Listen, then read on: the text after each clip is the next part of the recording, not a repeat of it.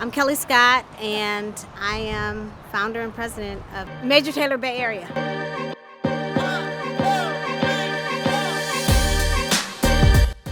Major Taylor to reflect. To reflect all of us. Richie, I don't really have a title.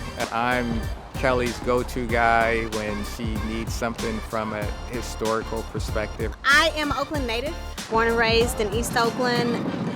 And I would see, the first time I saw a cyclist, I saw this guy riding and I was like, man, that looks cool. And I probably was in high school at that time.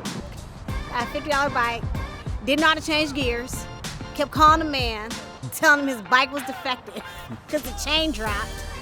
And I rode that bike all over Montreal. I came back to the Bay in 2014, 15, and I was riding by myself, ended up connecting with my neighbor in my old building, and we just rode together, and that was beautiful, and he stopped riding. I didn't have anybody to ride with.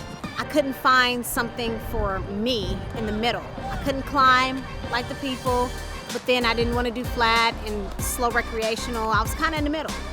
And I was like, I don't have anybody to ride with. And so during COVID, I reached out and I talked to Major Taylor LA, and I was like, well, let's see if we can at least get a ride started. And that's when it started. Major Taylor was the first Black national champion of anything, a mere 27 years after slavery ended, 1899. And cycling used to be big. Cycling used to be like soccer or football or whatever. And he was this Black kid from Indianapolis who actually got picked up by a white family. They adopted him for a while, and they got him into cycling.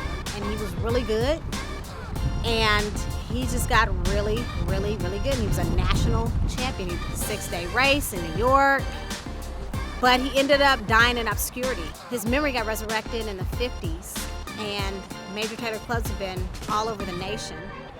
It's a national brand. I think it's over 200 clubs now. With the internet and so forth, with being able to connect communities from different areas, and so there are Major Taylor clubs in almost every major city. So now I go back to the New England area or the Mid-Atlantic states, and there are folks that I've met online through some Major Taylor forums that I ride with, and now I've got an instant network.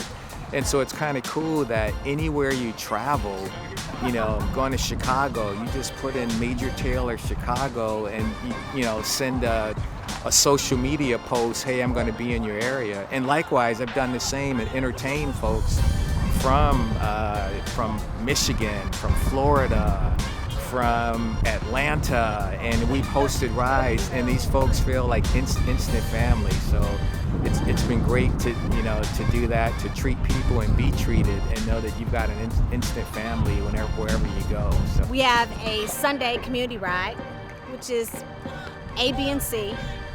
And C is a progressive ride and helping people learn how to climb. It's no drop, and it leaves out of Richmond. We have an A and B ride that will leave from the same point. We alternate between the Brooklyn Basin, where we're here, and Orinda Bark, so we can alternate between climbing, the different types of climbs, and have a place where we can commune and chill. It's kind of 2.5 hour kind of ride. And we have Hills and Sips on Thursdays, which is more of an advanced climbing ride that leaves from Lake Merritt at 5:30. So everybody has a place. I'm hoping that we could actually grow this and get a race team. I race right now, and so I would love to be wearing a Major Taylor East Bay kit, have a race team, and folks who are working together and standing on the podium as Major Taylor did, 100 years ago. We're paying homage and trying to grow the sport and the diversity in the sport. Equity and inclusion is the thing, and we'd like to see more folks that look like us that ride. So Major Taylor, he had support. He had sponsors. He had a family that brought him in. He had people that reached out and coaches. He had teams. And he became a world champion. But he did not have a wraparound community that he needed. He didn't know how to handle his finances. He didn't have the psychological support to deal with the stuff that he got ice thrown on him, he got choked off his bike, he got all kind of crazy stuff that happened he had to work through, and he needed more support at the end. And so when I think of Major Taylor clubs today and what we're trying to build, thinking about building the kind of community that would have supported Major Taylor, that he could have enjoyed his success. We need the same things. You could have people with talent, but you may not have the support of a group.